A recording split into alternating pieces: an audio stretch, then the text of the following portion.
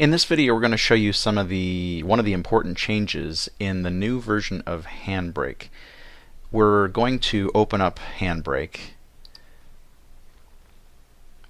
and we're going to select the DVD that we have in our drive right now, and we'll choose Open. And we get this warning dialog box. It says it couldn't find a compatible version of this library file. We're eventually going to go get that library. We're going to get this package file to install on our Mac so that we can use Handbrake and use this library to decrypt DVDs so that we can rip them using Handbrake. I'm going to cancel this scan right now and just show you which version of Handbrake we're using. So under Handbrake I'll choose About Handbrake. And we're using version 0.9.6, and we're using the 64-bit version, which I encourage you to use because it's a little bit faster. It'll only work on more modern Macintosh computers at this point, but it is the recommended version. But the latest version as of this date, April 11th, 2012, is version 0.9.6.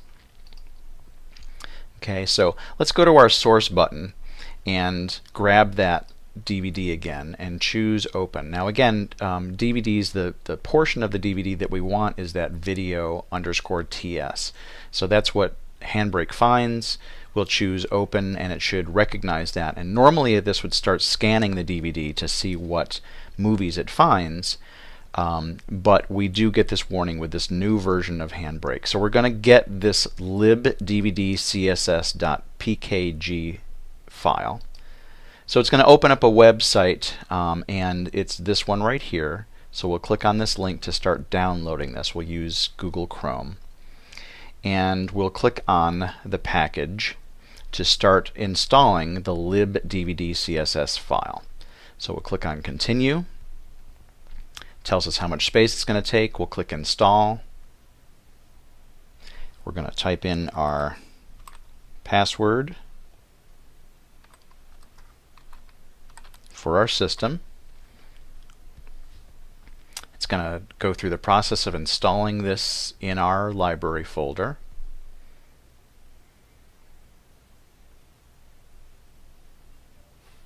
It tells us it's successful, so we'll close that.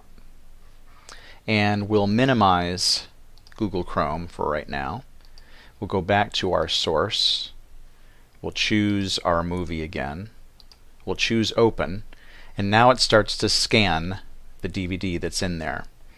While we're waiting for it to scan the DVD, one of the things that may happen with certain DVDs is that it will kind of throw 99 different titles.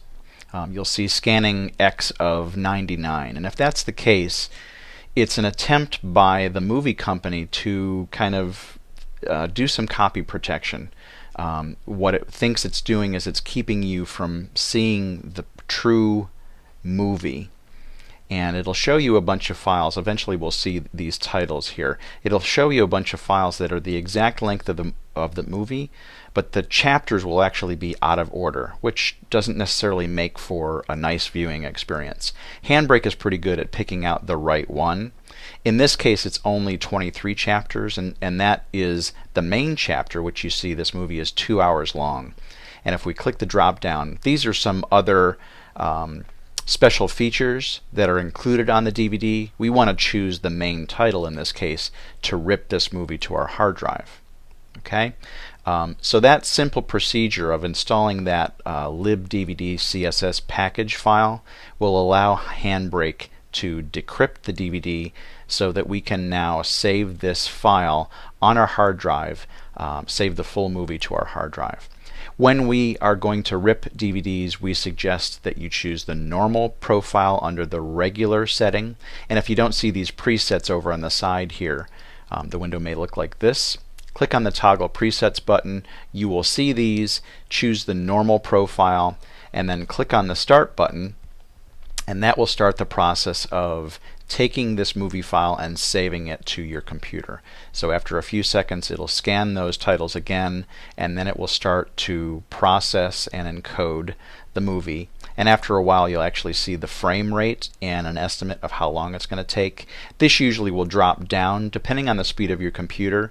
So I'm getting at the moment 60 frames per second, which is kind of double speed. Normally you'd see 30 frames per second for the movie itself. So this is moving along at a pretty good clip, but at some point this may drop down. So it may not actually take 37 minutes, but might take closer to an hour, or closer to the actual duration of the movie, which is pretty normal, 2 hours. So Handbrake does take a while to encode a movie, but this new version will work as fast as any of them.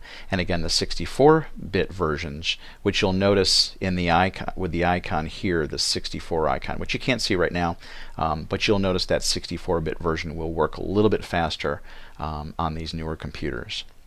So that's just a little bit of the gotchas, the things that you'll need to kind of look at as you encode a movie using Handbrake.